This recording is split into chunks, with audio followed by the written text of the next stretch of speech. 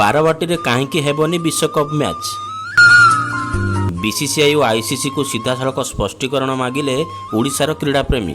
अंतर्जातीय cricket परिषद विश्वकप 2023 cricket पाई सारा विश्वर क्रीड़ाप्रेमी एवं उत्साहित हो पड़ती।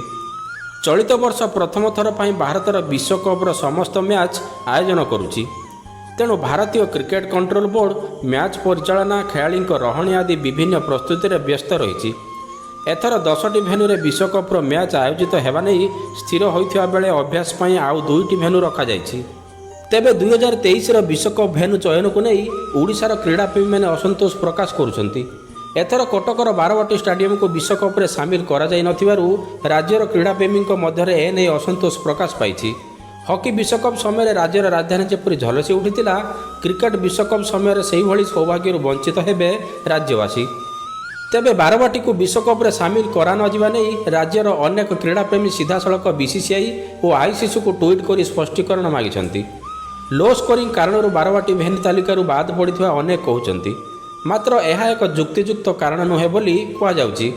पूर्वर बारवाटी अनुष्ठित होइथिबा मैचर हाई स्कोरिंग होइथिला। तेबे ए बाबद ओडिशा क्रिकेट एकाडेमी बीसीसीआई सहित विधिवत भाव आलोचना करनथिबा कहुछि। शेष थर पर 2019 बारवाटी दिनिकिया मैच अनुष्ठित होइथिला। एथर राज्यर क्रीड़ाप्रेमी केवल टीवी परदार चौका छक्कार मजा उठाइबे।